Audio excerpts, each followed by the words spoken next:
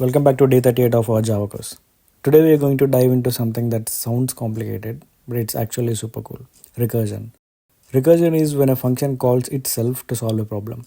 Think of it like Iron Man's AI, Jarvis. When you give it a task, it keeps breaking it down into smaller tasks until it's done. That's exactly how recursion works. So what is recursion? Let me give you a real life example. Imagine you have a set of Russian dolls, each doll inside a bigger one. You want to open the smallest doll. Instead of opening all at once, you open the biggest, then the next, and so on until you reach the smallest one. Each step calls the next smaller step, just like recursive function calling itself.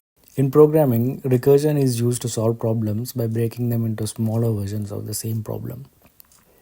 Example, factorial. Factorial of a number n is the product of all numbers from 1 to n.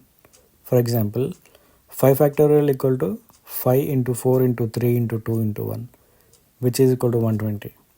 Now, instead of multiplying manually, we can use recursion. So, factorial of 5 equal to 5 into factorial of 4. Factorial of 4 equal to 4 into factorial of 3. This keeps going until factorial of 1 is 1. Let's write a code for it. Public class factorial example, static int factorial int n. If n equal to 1, return 1. This is a base case. Return n into factorial n minus 1. This is a recursive call. Public static void main string args, int number equal to 5, int result equal to factorial number, system.out.println factorial of number is result. If you run this, it will print factorial of 5 is 120. Notice how the function keeps calling itself until it reaches the base case. Base case is super important, otherwise the function will call itself forever.